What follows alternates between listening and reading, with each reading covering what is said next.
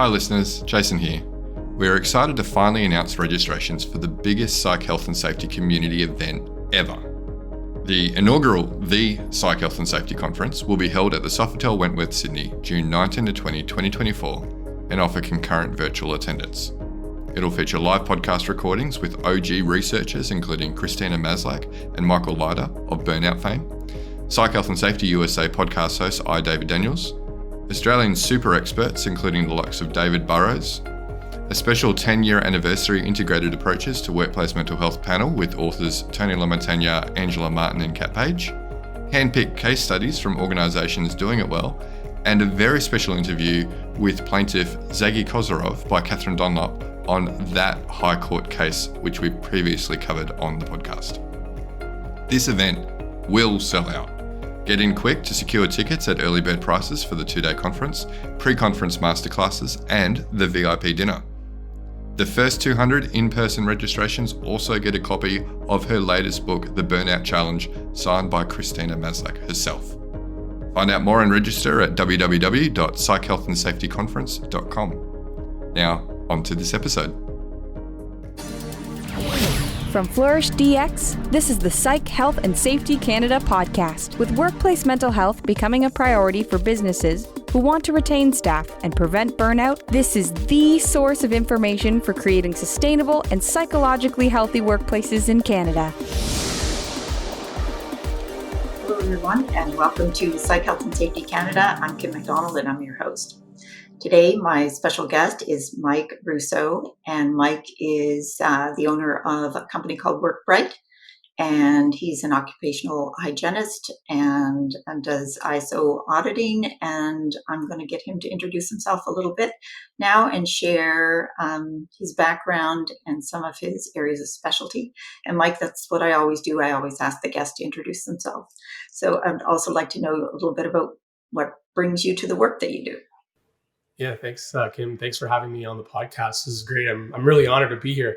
Listening to some of the other guests you've had, like Charmaine, who's a really great speaker and is really knowledgeable in the area of conflict resolution. Candace Platter, really phenomenal story of perseverance and just doing really great stuff, helping families of those struggling with addiction. So just to be on the show, thanks for having me. I appreciate it. I'm Mike Russo. I'm an occupational health and safety professional. I'm also a registered occupational hygienist, and I've been in the field of workplace health and safety for over 15 years. I help workplaces reduce the risk of injury and harm to workers, physical injury and harm to workers, through managing risks and identifying risks and it's I love it. It's a great field to be in. I'm a Canadian registered safety professional, and I also teach part-time at Algoma University in occupational health and safety management. I guest lecture at the University of Toronto in their occupational environmental health program. And previous to moving into my own practice of health and safety consulting, I worked with one of Ontario's largest provincially funded health and safety associations, really more on the prevention side, helping workplaces across Ontario reduce the risk of injury and illness to workers, predominantly in the construction industry, transportation, and utilities. But I've now expanded to other industries in my own business, and I'm loving it. So again, thanks for having me. This is wonderful, and I'm looking forward to our conversation. Yeah, I'm excited about it too. We're going to do something a little bit different today. Before we jump into that, from your perspective, this podcast is all about psychological health and safety, about educating people, trying to bring conversations and the volume of conversation around psychological health and safety into the workplace, and help people apply and get practical tips around that. How would you define psychological health and safety from your perspective? Yeah, no, that's a good question. Caveat or full transparency. This is not my area, my specialty domain, and so I'm not, as experienced as you are and others in this field. So my area is mostly on the physical health and safety side and the chemical health and safety side. But I see that this is a big issue. The last 5 years, 10 years, especially through the pandemic, psychological health and safety has become top of mind for many workplaces, and so I think, there's definitely an interest in workplaces finding ways to help their employees, persevere, to be better, to be, to have, just a healthy mindset, and look forward to coming to work, and not, through not experiencing struggles that some have, and that's a result of work itself, or adjacent areas, and so for me, I think it ties really nicely with the health and safety world that I typically live in, and one that I know has become top of mind for many workplaces. So that's my inexperienced response, but yeah, I do see more and more subject matter experts, providing valuable information to workplaces, and support. And so it's nice to see, because I think there's a huge need for it in workplaces right now. Thanks for that. And this is a good transition to weave together what we have traditionally sort of applied in the workplace from a health and safety perspective, and on the physical injury, physical illness, physical impact, and also safety, as well as the health impact, and broadening it and weaving in some of the psychological health and safety aspects. And we're going to look at, we're going to do a little how-to for our listeners and apply the RACE model, and we're going to take it through and ask questions. And so the questions that we pose are questions that hopefully listeners, whether you're a manager, a supervisor, a senior leader, an employee, a HR professional, or a health and safety professional, to be able to start asking yourselves these questions, to weave these two areas together and expand what we had traditionally looked at in terms of the health and safety impacts. So it's going to be a little applied case study. And Mike, I know that you had chosen our issue, our workplace issue, and maybe you can give our listeners a little bit of the context, because we're going to do this almost as two consultants applying ourselves to this particular issue, and not so much solving everything in this go, but giving hopefully listeners an idea of the questions they can ask and how they might be able to approach seeing things differently in the workplace.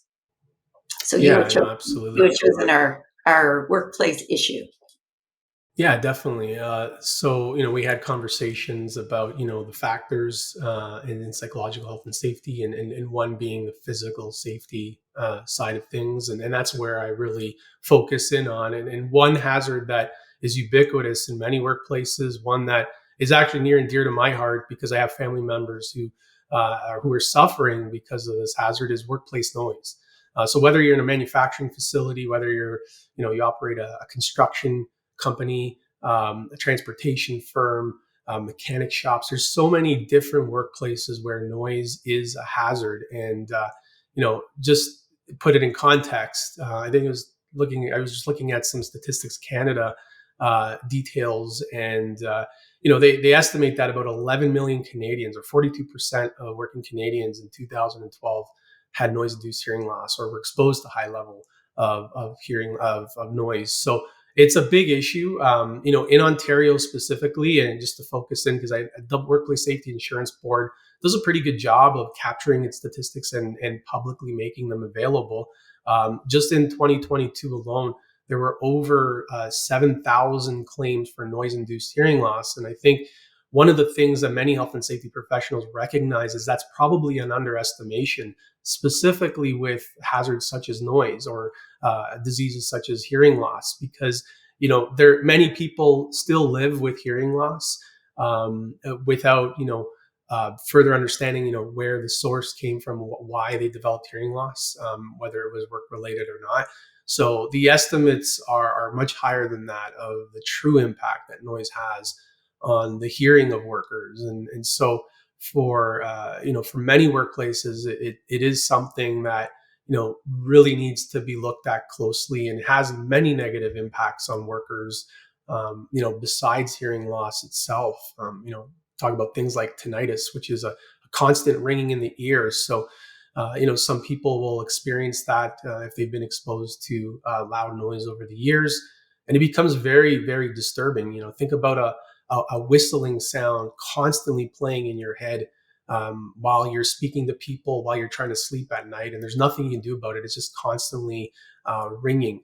And then there's other health effects associated with noise exposure, and that are also detrimental. So that was one hazard that I felt would be really good for us to discuss and go through. And it's just it's definitely a big concern, a growing concern. And as the population ages, that work relatedness becomes more and more prominent, as well as the age factor in hearing loss. As you're sharing that, I think of one of my other podcast guests, and we talked about chronic pain. And so when you talked about tinnitus, the impact of chronic pain or a chronic condition for someone, and the impact on their work life, and so which has a physical impact, obviously. And she and I started to talk about the psychological and mental health impact of chronic conditions and the impact that might have, and the risk that is in the workplace. So there is a lot of connection to really early in the conversation around this.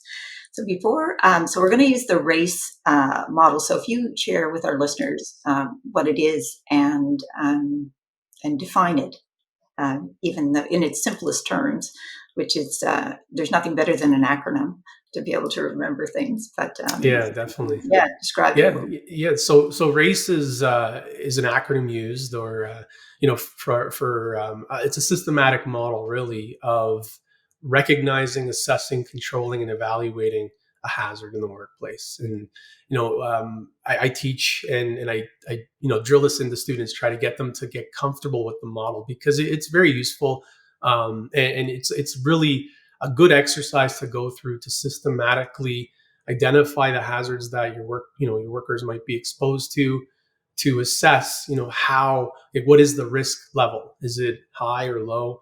And then, to apply controls and measures to reduce the risk to safe levels, and then to evaluate whether those controls actually work or not. So that, in essence, is the RACE model. There are different variations of it. In the world of hygiene, or occupational hygiene, the model that's typically used is anticipate, recognize, evaluate, control. I've heard other health and safety professionals and hygienists add another letter to the very end, communicate, because in health and safety, it's very important to communicate to workplace parties. So you could even say that there's another C added at the end of RACE, where the importance of communicating the outcomes of what you've done to minimize risk to workers, supervisors, and owners of companies, and stakeholders as well. So yeah, that's the definition. That's my definition. Everybody has a slightly different iteration of it, but yeah, it's definitely a great model for workplaces to embrace, to adopt, and to implement, to help them manage risks and avoid harm to workers. And it's pretty straightforward and easy for anyone who might be new into health and safety, or maybe who's working in an adjacent area, which HR or a supervisor or manager, and using the model and building some of the skills and asking those questions that can help build the process of looking at things. It's building a skill of seeing and observing potentially differently than what they might have observed before, without putting that model in place. So I love that, the idea of it, because it can change your, it basically changes what you're looking at. For you, because you're now looking at it with a different lens, and you're seeing, the more you practice it and the more you use it, the more you see, which is, always the case in many things. But thanks for that. A few of the important definitions, and for health and safety people and psychological health and safety people, they're obviously aware of some of these definitions. But I've found that as I work with workplace teams, that there are organizations and teams that sometimes conflate risk and hazard, or don't really quite know the difference between them, and maybe even use them interchangeably. And for our purposes, and I think that there's a real important benefit, I guess, and value in understanding the difference, because there are different questions and you're talking about two different things. So maybe we can start with just a couple of those important definitions, like hazard, risk, risk factor, and protective factor, and psychosocial factor, and I can weigh in on some of those as well. But if we start with hazard and just the quick definition of a hazard. Yeah, that's a good question, and it is definitely an area that where there is a bit of confusion. And like I said, everybody has a slightly different definition, but for all intents and purposes, the term hazard really means a source of potential harm. Whether that harm is an injury or an illness to a worker, building damage, reputational. There's financial as well. There are many different sources of potential harm. But in my world, it's typically focused on harm to workers in terms of injury and illness. So the source of potential harm. So in this case, noise would be a source of potential harm. And then, just looking at things like even risk, term risk itself, is also a little bit complex. Speaking to students, I often say, that you have to look at the different models that exist. One that we looked at was probability of the harm, of the hazard causing harm, and then the severity as well. Like, what is the severity if that hazard were to cause harm? Are we talking about, a paper cut, or are we talking about, loss of life? There's different levels of severity, right? And so the risk is really the combination of the probability and the severity. Which in practical terms, and the reason why risk is important to understand is because it helps workplaces prioritize where they should focus their measures and procedures to reduce the risk. In a perfect world, we'd love to, reduce the risk of every hazard in the workplace, but reality is that's often challenging to do. There's also changes in the workplace with new risks coming in. So understanding risk is important because it helps workplaces prioritize the focus on the higher risks first, and then sort of systematically address each one by one, and reduce the overall risk to the organization and its employees. So we have hazard as the source of the danger, or the source of the harm, and the risk. From an assessment perspective, you're looking at the likelihood and the severity, maybe the duration, the exposure. You're going to get into thinking about some of those things, because then when you're thinking about controls, that information is really important, because it's also going to help you, as you say, prioritize. The other piece of risk is, I think of risk as sort of two pieces. One is that exactly the likelihood, severity, and probability. The other piece is, what is at risk here? Is one of the ways from a psychological health and safety perspective, which is, what is at risk if we don't do anything to address that hazard? And then it kind of leads into, or flows into, what is the impact? So it's sort of, what is at risk? You can ask yourself that question.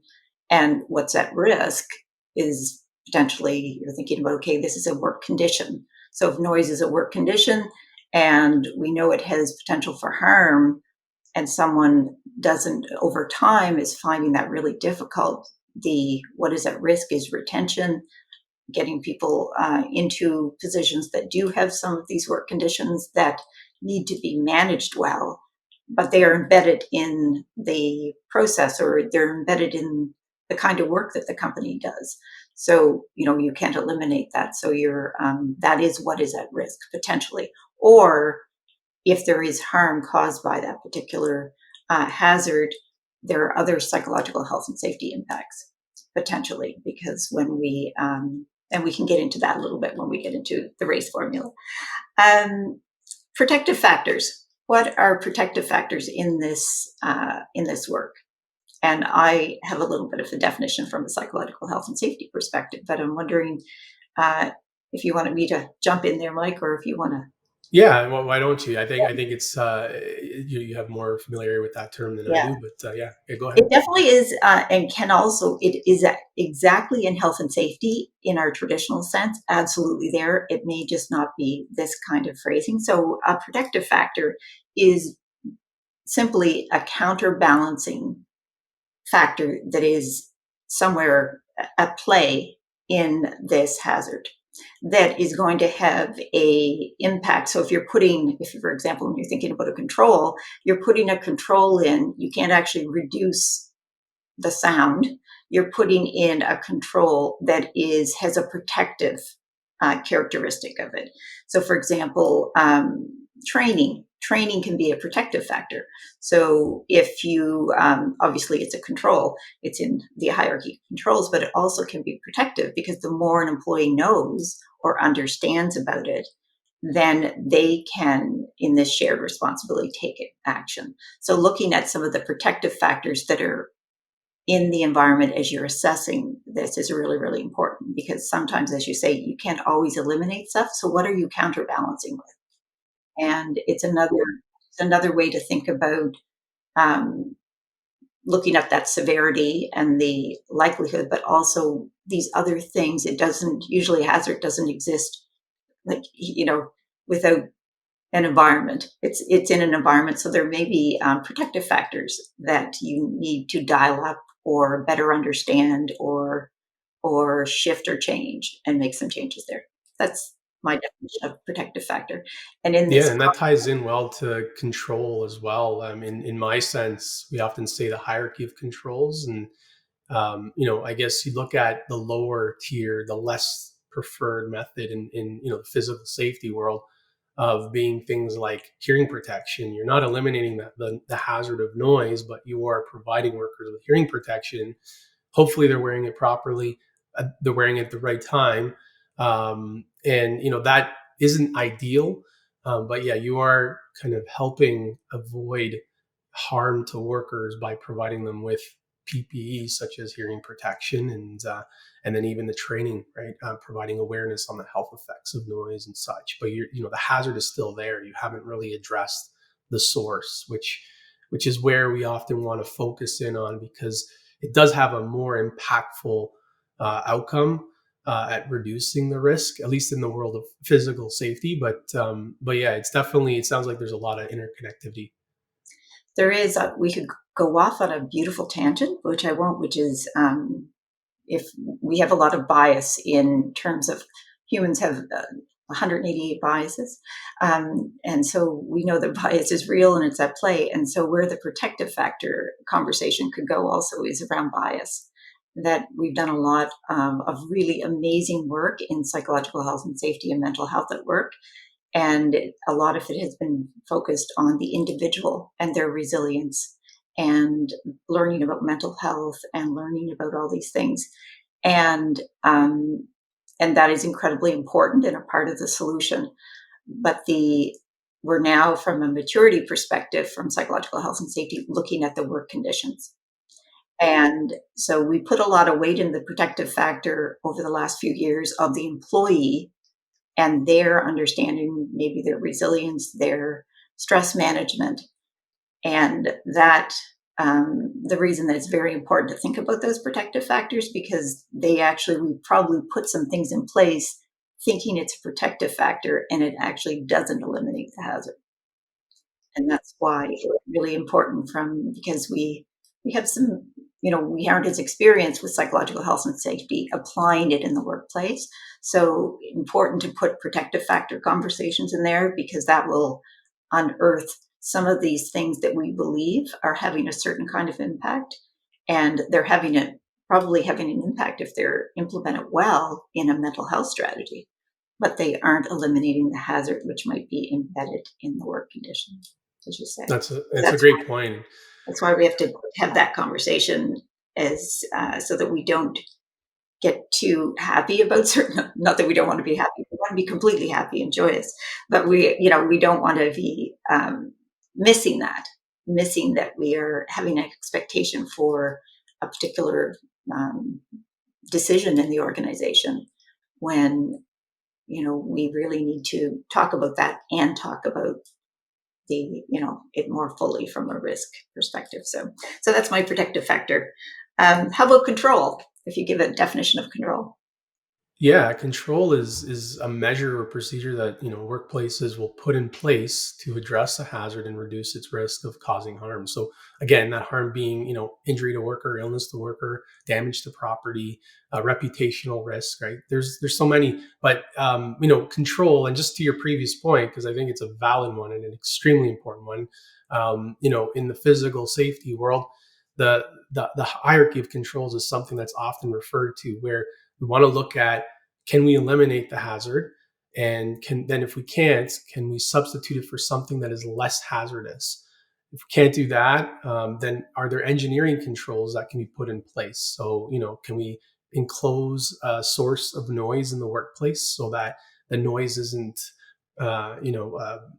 reverberate throughout the workplace and expose workers? If we can't implement engineering controls, then we look at administrative controls like training, signage, posting warning signs in areas where there is loud noise. And then the final is personal protective equipment like hearing protection. And, sometimes you can also adopt a layered approach, right? You can have engineering controls, you can have administrative controls and PPE, such as hearing protection, all together.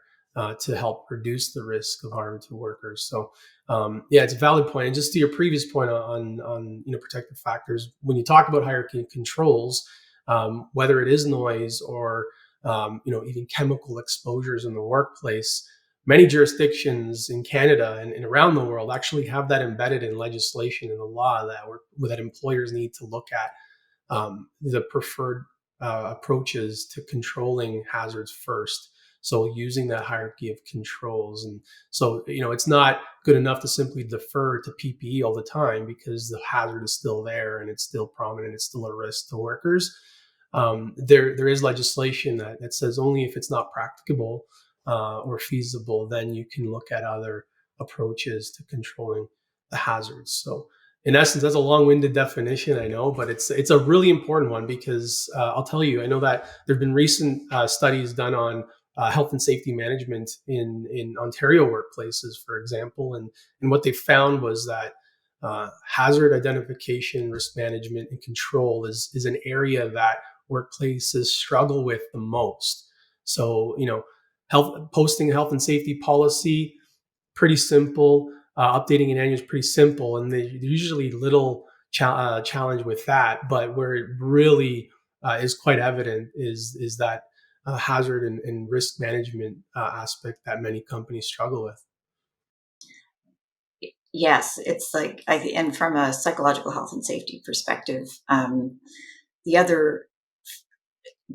a control perspective, usually, and the literature bears this out, is that it will take a combined control, combined controls to have an impact on, eliminating, reducing the risk or mitigating that risk.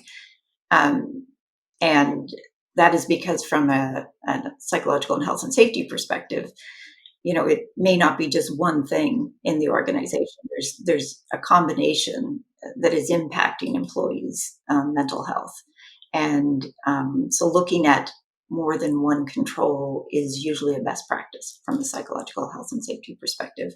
And then managing the expectations around that. In the example I used before, if an organization is working on their mental health strategy and they do put some education in place for managers and supervisors in mental health, incredibly essential, but not sufficient.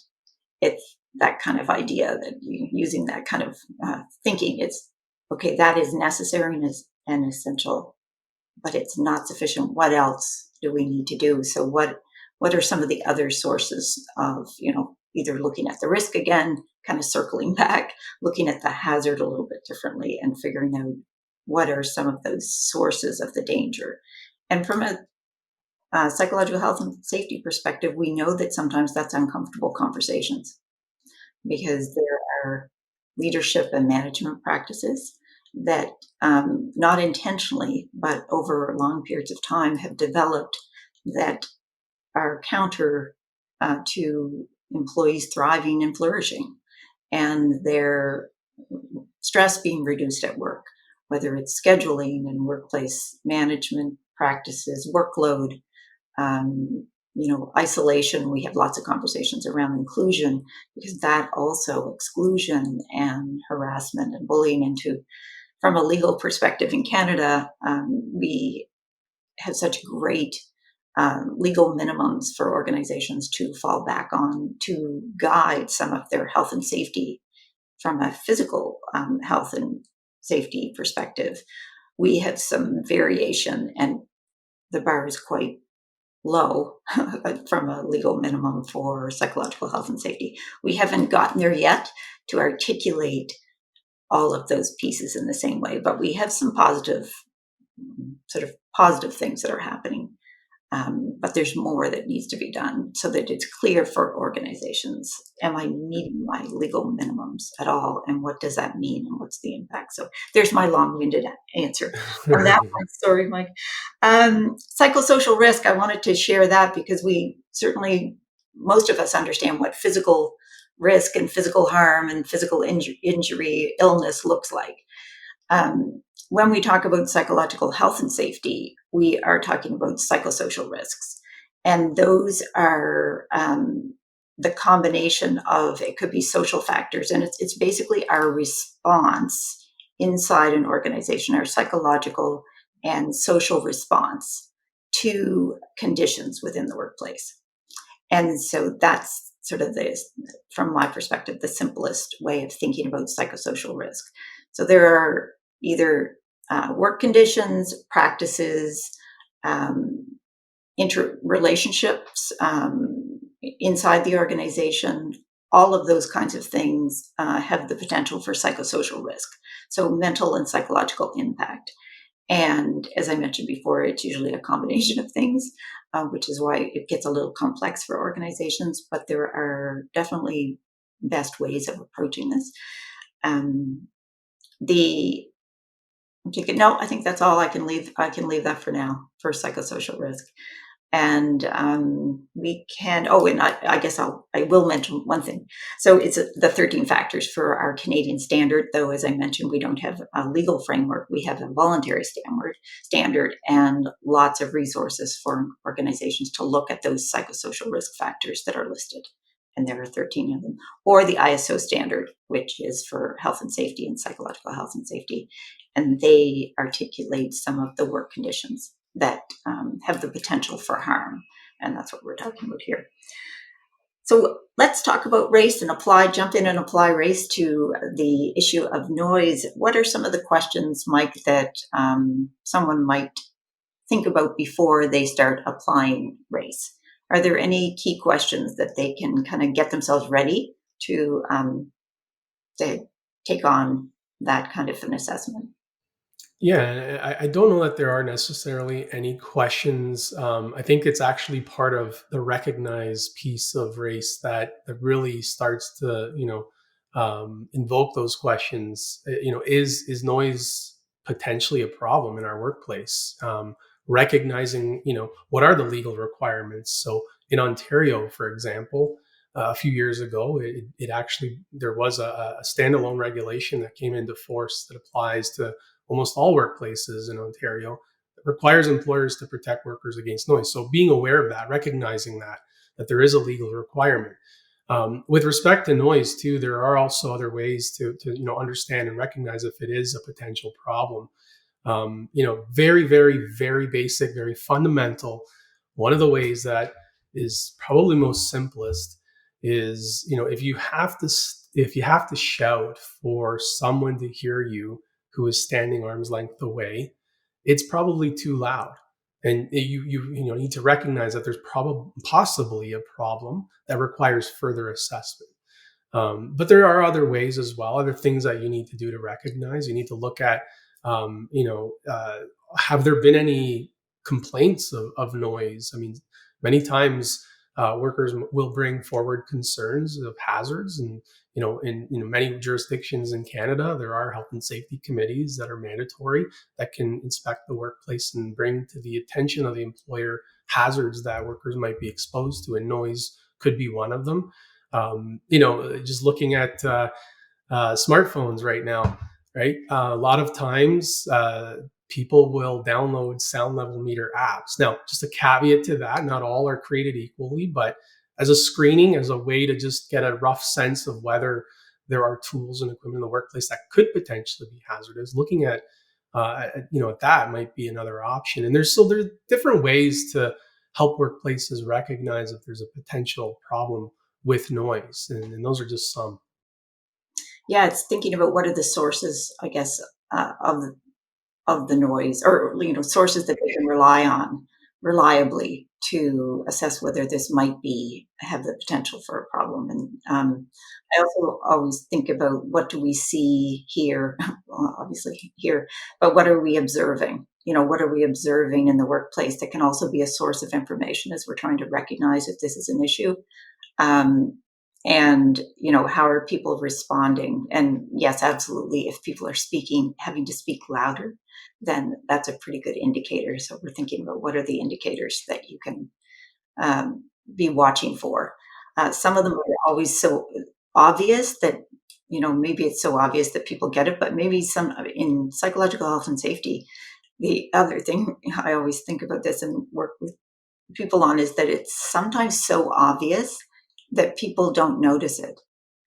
Absolutely. It's sort of, there's, it's that book is What is Water? It's, which is an amazing little tiny book, that it's so prevalent and accepted, or just it's just part of the ether. It's part of the work condition, and it's so accepted. Maybe noise is a little bit different than that, but sometimes work conditions are just so part of the fabric of the work that it isn't, it isn't addressed or isn't seen as the bigger issue that it is. Yeah, absolutely. So I have a story that ties into that really well. So I did a noise exposure assessment for a factory several years ago, and obvious loud noise. Like, you did not need any equipment to determine or understand that noise was loud. And so when I walked into the facility, everybody was wearing hearing protection, which was great, but it was still really loud. And so it became so ubiquitous and just commonplace for many that I noticed, and I heard out of the corner of the facility, just the radio blasting. And so, I questioned this. Well, why is that radio blasting? You already have an issue with noise from your equipment, and now you've added this radio, this loud radio, and it wasn't subtle. It was quite significant.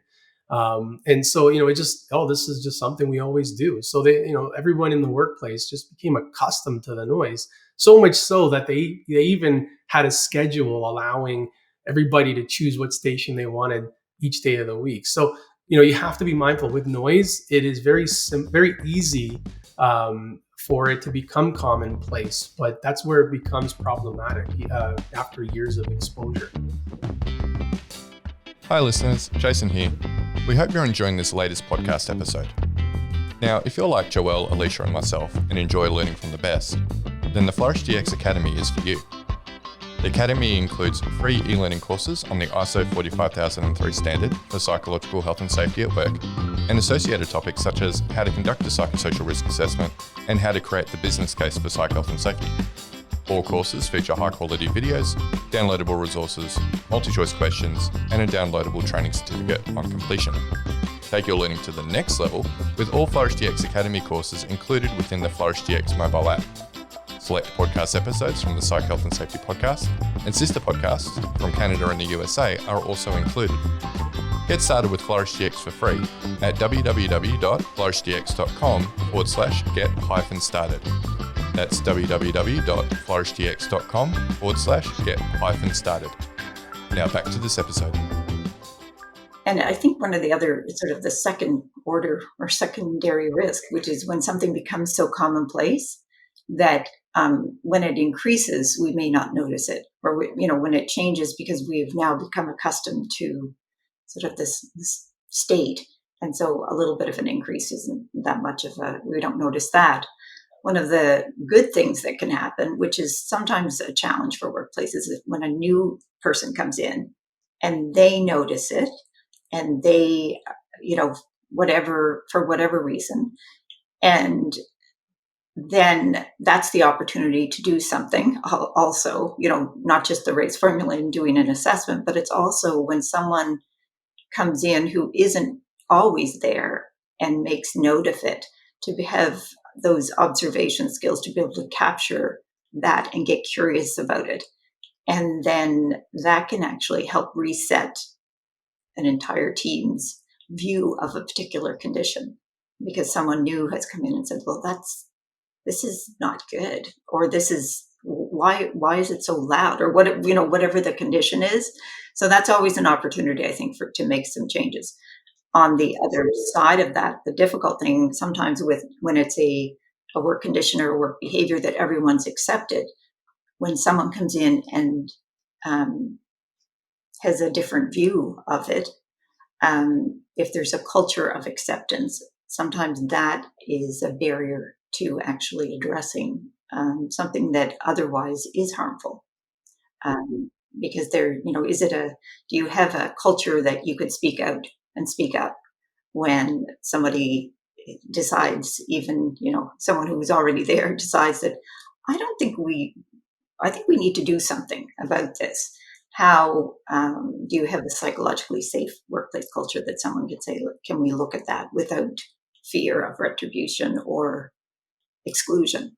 Mm-hmm. Yeah, and just to your second point, I fully support that. There's a lot of evidence to suggest that new workers are at increased risk of injury, especially in the first month on the job. And there are many factors at play possibly that still need to be determined. But some of them could be just being afraid to speak up. You're new to a company, you want to impress your supervisor. You don't want to ruffle feathers, as they say, and so you'll just suck it up and just accept the hazard. But the reality is, like you mentioned, that new set of eyes, new set of ears is a great opportunity to recognize potential hazards that, just like I said, become commonplace or generally accepted.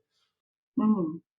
When you think about the recognition, we're thinking about getting to the root cause of the issue or of the hazard. And when we think about noise, we can use noise as the example, which is what questions would you suggest someone to ask when they're trying to they see some of the symptoms, thinking about root cause and symptom. So symptom is the sound or like that it exists, but the root cause of it, there are a couple of different ways I think about thinking about root cause. One is obviously the machine is loud. We need to reduce the machine. And when we think about getting into controls, yes, that's an obvious, eliminate the sound, eliminate the hazard. If you go further upstream, and this is part of the practice in psychological health and safety assessment, which is sometimes it's a symptom and it's not the root cause. And the root cause, and we use this wonderfully familiar example from health and safety on the physical side to help expand people. This is what we're doing here. Just what we'll tell people exactly what we're doing, which is trying to stretch that we can use these models to think about psychological health and safety, which is sometimes it's that, yes, but it's also, if you think about the noise, procurement. If you think about when procurement decisions were made to purchase a new piece of equipment and how much priority was given to features that would support the noise reduction issue. And so there are other decisions that are being made that you can address it at the source, or you think you're addressing it at the source, which is the machine. But really, there's a whole host of decision making that, from a controller intervention perspective, are important to consider as well. If you want to truly sustaining change, which is how much do we prioritize hearing and maybe that impact on people's nervous system in this environment, in this work condition, and how do we go upstream and take that priority and intention and make the decision earlier in a process. And I always think of procurement as a really good example, especially in this one. What are your thoughts on that? Yeah, that's a great example. In fact, in the U.S., there's a large national program called Buy Quiet where the National Institute for Occupational Safety and Health, a federal organization in the U.S., has done a lot of work around measuring sound levels of tools and equipment to help workplaces make that decision at purchasing time, so that it's, the only factor is not price of tool, but you're also considering other factors. How loud is tool A versus tool B? And hopefully incorporating some of those factors into the decision to purchase. I'd say even further upstream, though, I think one thing with noise that is really needed is leadership commitment, to want to do something to make a change and avoid harm to workers, and ensure that productivity continues. And that is a challenge with noise, and not only noise but other occupational diseases. The reason being is that noise is typically a chronic hazard. It doesn't result in hearing loss right away, such as someone falling or being struck by a vehicle. It takes years to develop, and so I think that long latency typically is a challenge, because it's not prominent front and center. So it becomes more of an uphill battle to really want to make that change. And now there's legislation in many provinces that require employers to do something about noise. But I think leadership commitment is even further upstream and extremely important, to get that buy-in, so that we do implement these purchasing policies where we're buying quiet, or we are recognizing, assessing, controlling, and evaluating the hazard of noise in the workplace, so that we don't harm the hearing of workers, and people are able to effectively communicate important information to get their work done without loud noise interfering. So I think the leadership commitment is very important. I think the procurement is a very important factor in recognizing hazards. I think it closely ties into the control and race as well. To me, they're almost very similar. Sort of trying to. I think we've blended assessment, moved into assessment, blended it with control, which is, I think, is for many people, it's probably like, okay, can I take it step by step? And I think the advice we're giving is yes, and it's sort of not either or. It's at. So as you start to assess, the sources of it, we're trying to figure out some of those ideas of the risk. What is the risk? What is at risk? What is the severity when you're in that assessment, and the likelihood of injury to whether it's physical health or psychological health and safety? You do start to weave into consideration of the controls, because I think that is probably this is the most critical part of the whole process, where you really need some really good critical thinking skills, and from that leadership commitment to real change, to that priority of commitment, and also the understanding of that, really what is at risk, what is the impact here. And as you say, it's illness and injury, and it's illness and injury physical. And when we have a physical injury, it actually impacts our mental health.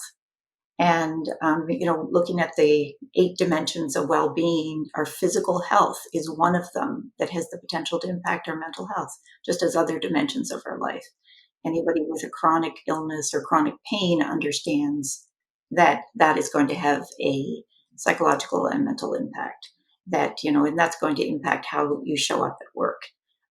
Your fatigue happens when we are suffering a chronic condition, or these chronic conditions, fatigue and increase in safety issues, and also our decision making, all of those kinds of things are impacted. So I think it's that blend of how we really think about what is at risk, and obviously around the likelihood and severity, but also thinking about what's the risk if we can't get leadership to address that.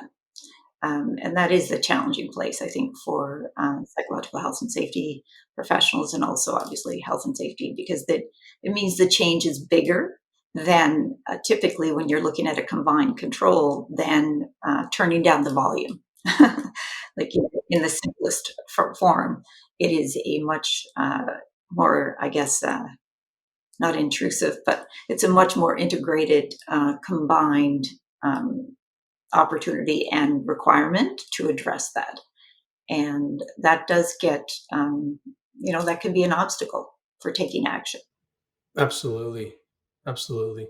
And I think one of the things too is, for those who need to motivate leadership to take action is to build that business case, understand, what are the motivating factors. And, for noise, for example, there's legal requirements, there's workers' compensation premiums that can go up, there's reputational risks, there's, impact to the workers' well-being. There's so many different factors. So it's important to be armed with those, and put that case forward for change. There, the part of the assessment too for each of these kinds of issues that are, we're very familiar with from a physical health and safety, like noise, dust, other work conditions, those environmental factors and conditions. One of the way to expand for anyone inside their organization and think about the psychological impact is to think about what are the impacts on humans and our stress levels when we are in situations where some of these work conditions are happening over time. And it may not be that it's one incident. It's like it's just a work condition that becomes, as we've talked about, sort of part of the ether. And we do know that health harms and stressors are some of these physical impacts to ours, like noise, for example. If we think about one of the most interesting pieces, I think, when we're starting to expand how workplaces can look at this, if we think of neurodiversity in the workplace and noise, particularly for anyone with ADHD, and I'm the case study here, I'm the example I'll use, that starting to think about these hazards a little bit differently than maybe we had previously, and considering the impact maybe not on past work groups, but current work groups, and the stress on our nervous systems, and the issue of noise for in neurodivergent populations is something that really requires some additional learning and understanding.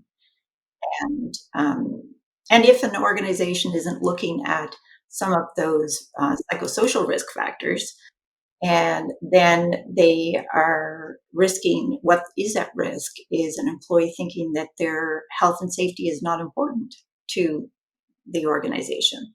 And that actually is also a risk factor, a psychosocial risk factor, when you can't predict inside a workplace that your health is going to be taken care of and that things are put in place. We know that one of the 13 factors is our physical health and safety, and having the confidence that the workplace is prioritizing that. Over time, that's going to be a work-related stressor. Yeah, and that's a good point. And it's an area I haven't really thought of or really investigated, but I'd be more interested to learn about, because it does make sense that there is a possibility, on the neurodivergent workforce and how that noise impacts. I know there are standards for office environments, that obviously a little different than hearing loss. Hearing loss isn't the concern; it's more disturbances and other receptionists on the phone speaking, and loud interruptions that cause an individual that may be speaking to a customer on the phone to get completely distracted because of that noise. So there are standards out there, but I don't know that they actually focus in on that population. So that's a great point. Yeah.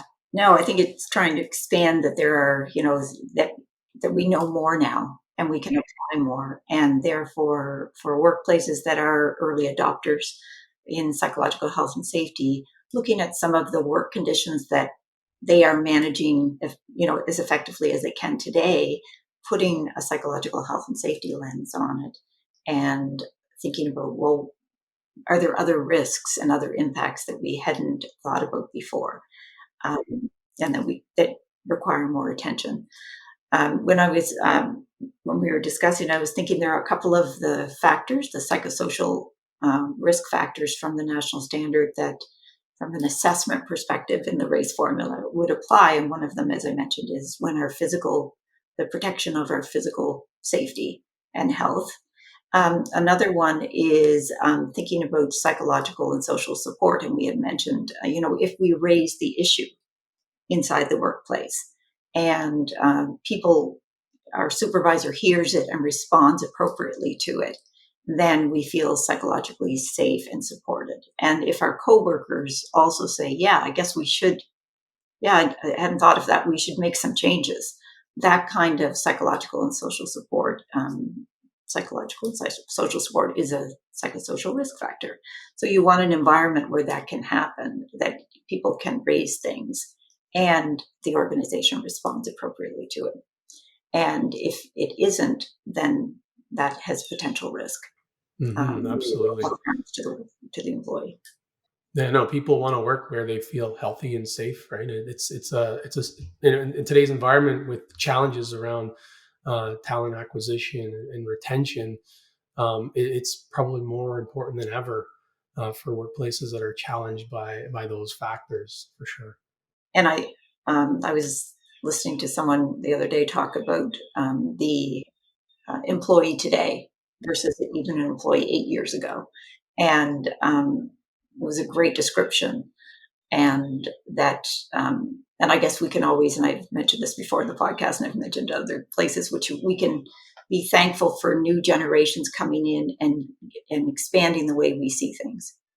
And that combination of asking questions about why and creating an environment, obviously, so that they can ask why, and supporting them, and being appreciative of the opportunity for the change, and try to work on, what is our human response to what feels like criticism of a work practice that can sometimes be a barrier. So working with organizations and supervisors to be able to accept those kinds of sort of questions and take the question as a question, and how they're able to, move through that so it doesn't feel they can go through constructive, sort of a constructive conversation and try to get to something even better than what they could have, envisioned before someone raised something about change. And change management is always has potential for risk and psychosocial risk, because we, humans, and change change is good. It's sort of that mindset. If you accept, okay, the acceptance of change is good, but it's also very difficult for many people, changing practices, changing behaviors. So we know that these are obstacles to work through, and some of the controls you can put in place are training. Now, in your hierarchy of controls, that's sort of on the admin control, and behavior is, I think that, behavior is the lowest form of control. Obviously, we want to eliminate the hazard, but I think it's a part of developmental readiness for organizations when we start to expand some of this look at hazards and risk that have a psychological health and safety perspective. It's an unknown area, and there's a lot to learn for workplaces. Let's talk about controls a little bit, just to share what are some of the questions that people can ask when they are looking at the control idea for noise in the workplace and the potential risk and impact it might have. Yeah, I think the first question is, can we eliminate the source of noise?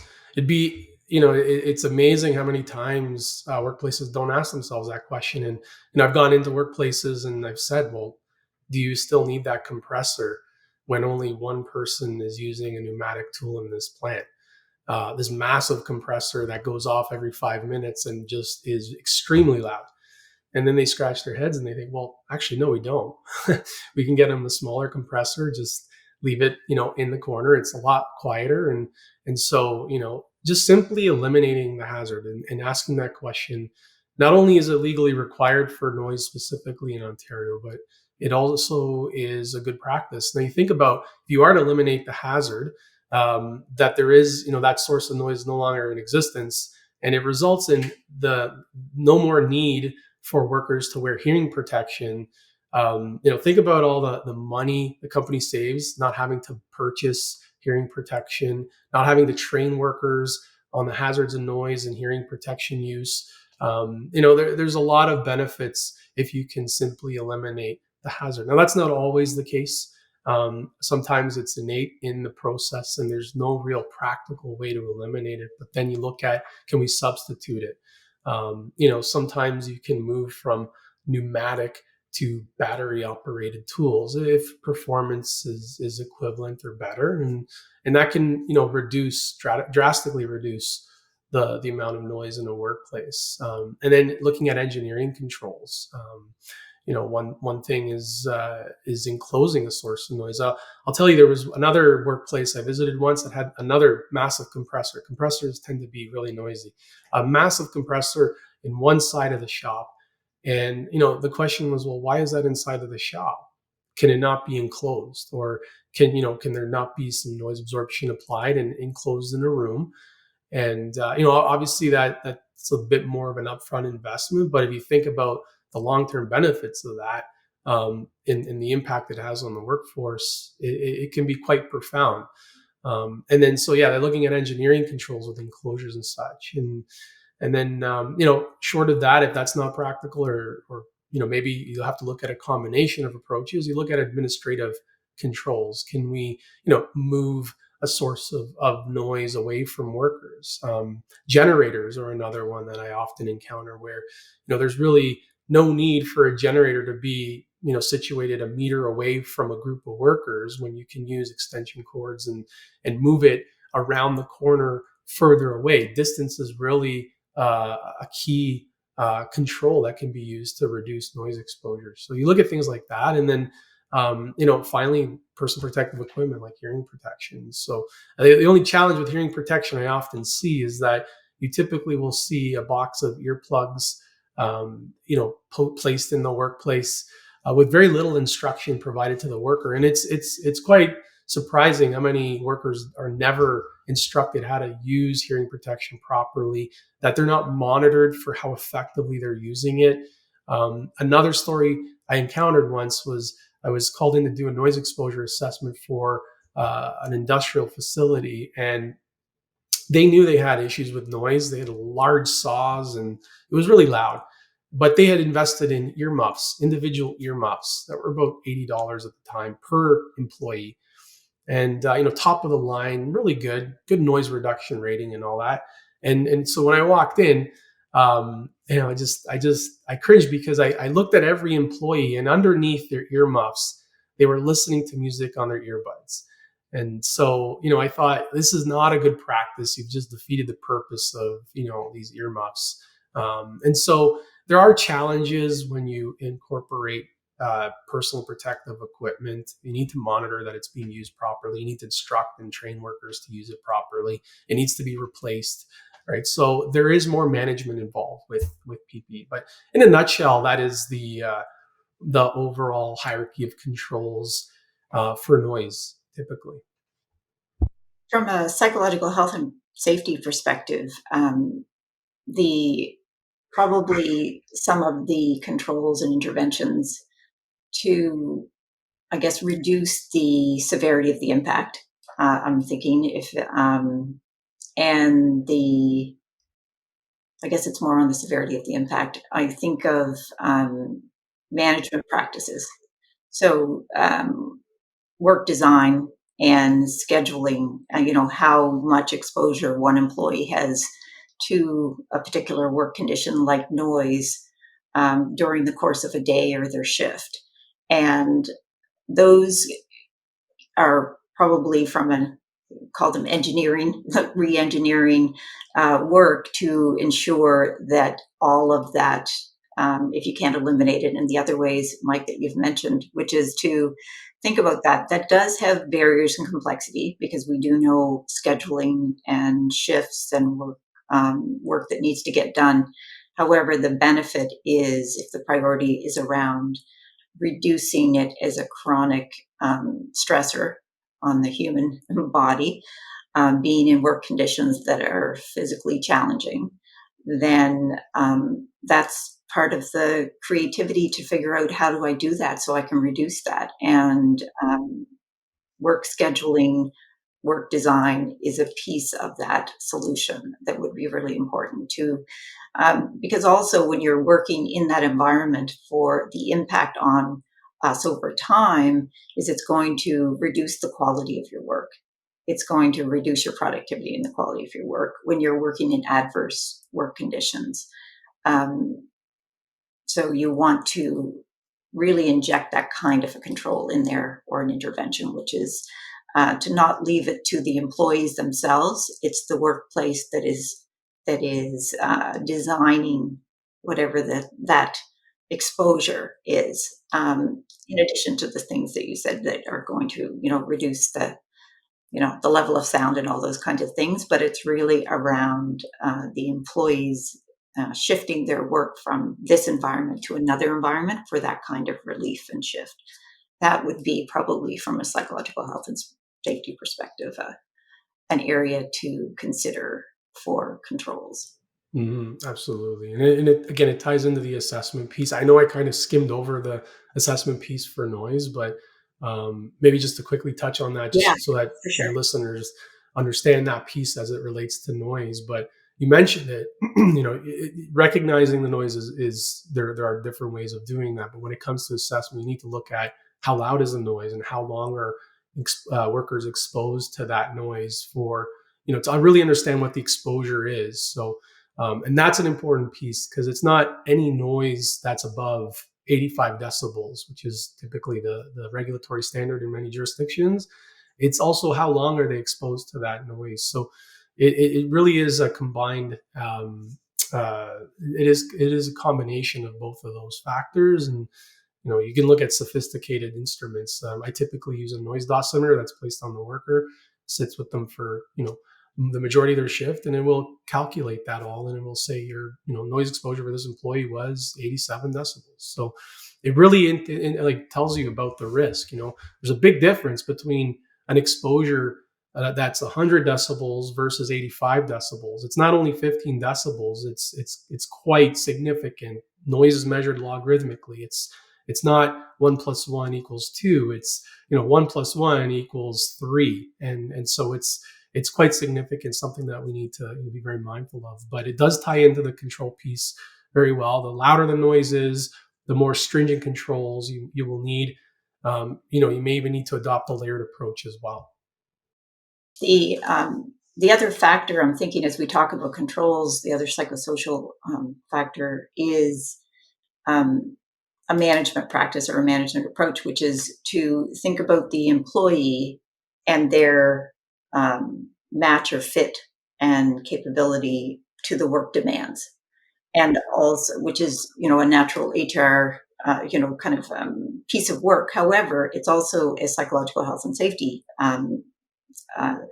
priority too, when we're thinking about the relationship of the employee, how they will thrive in the workplace. And obviously, when you're trying to put some of these, reduce some of these existing hazards, you also want to think about, is the employee well matched for that kind of an environment? And because it's really individual, some people will find it less difficult and stressful than other employees, because we all respond differently to different kind of work-related stressors. And that conversation, as we think about sort of the prevention, taking it back to prevention, is making sure that there's some understanding of that. And you want to be able to make sure that you're doing an assessment that can help put the right people in the right places, as well as these other controls in place. But that's sort of more of an upstream kind of control or prevention, which is making sure that people are very clear on what these work conditions are, and so that they can do some of their own self-determination on whether that's an environment that they would be able to cope with very well.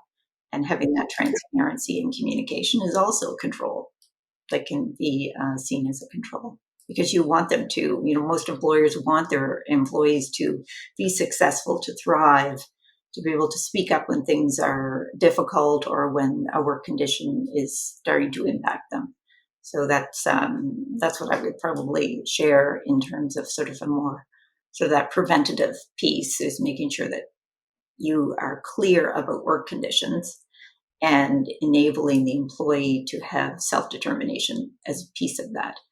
And you're very cognizant of the potential impact of harm from an HR perspective. No, that makes sense. Yeah. I think we've got through race except for evaluate. So, and you had mentioned that at the beginning, which is, after you put some of these controls in place and make these changes, then, you had a baseline, and now you're trying to, over a specific period of time, see if that control made a difference and where people are now. And from a hearing perspective and hearing loss, you can, having that concrete data is a wonderful thing. From a psychological health and safety perspective, it does get, it's job satisfaction. You could try to, assess some of that, some of the impact and the shift. If people are more engaged, more after those interventions and those controls, they are more committed to the organization. They're happier at work. They they're clearly feel confident that the employer is taking care of their health and safety. And so they are coming to work, and, there's much more about what is the lived experience of the employee and their, how their feelings are about the workplace. And yes, there would be health and injury and maybe stress incidents have gone down, or more people, sometimes when we think about looking at the data and, are more people doing, going to the EAP plan and think, oh my goodness, our numbers are up, that you don't want to think of that as negative or positive. That is a piece of information. In fact, sometimes that means that people have actually been more preventative and they're getting some help earlier in a situation than, waiting till, a little bit later. And early intervention is always best. And so when we take this information from an evaluation perspective, it's good to be able to really think about what it truly means and what it doesn't mean, and having more than one source, I guess, of information. The physical and some of the psychological health and safety assessment pieces that you're looking at is really, really important, and putting them together and getting us to a much more whole human view of people at work. And so I'm really love that we were able to weave these together and take them through, Mike. Race, as I say, it was an experiment of application and a how-to for our listeners. Hopefully we've shared some things, and I really appreciate all the advice and ideas and insights you offered around noise and hearing and the impact in the workplace. You helped me expand my view of noise from a psychological health and safety perspective, and I appreciate that. And, there's always something to learn as we look at whether it's a physical hazard or a physical work condition or a known human stressor. And putting them through this process, I think, is a great model for teams at work. If they can take this and practice these skills, they can then get better at recognizing them and doing it earlier. Mm-hmm. Yeah, and it's an important opportunity to collaborate on the process as well, involving different workplace parties. So, but no, thank you, for inviting me and having me on your show. I really learned a lot from our conversation, and looking forward to collaborating even more in the future. Yeah, it's great. Good. And thanks to all our listeners for tuning in. And Mike, if people want to reach out to you, how can they get in touch with you? Yeah, I'm easily accessible through email at info@workbright.ca. That's workbright.ca, or through LinkedIn. I hold active conversations with my network on LinkedIn, timely topics in health and safety, and happy to connect with individuals who have something to offer. Definitely. And to our listeners, if you have a workplace issue that you want to have a couple of people go through and assess some of the risks and hazards and ideas on controls for, happy to hear from you, because I'm always looking for ideas and topics, and how it can be a physical health and safety issue, and we can expand it and look at the psychological health and safety side of things. And hope you check out the other episodes on the podcast from wherever you're getting your podcast. And thank you to Flourish DX, our sponsor and partner in this in this podcast. And hopefully you'll tune in again and come back again. Thanks a lot. And until next time. You've been listening to the Psych, Health and Safety Canada podcast. To stay up to date with the best content on workplace mental health in North America, subscribe wherever you listen to podcasts and join the Flourish DX community at www.flourishdx.com.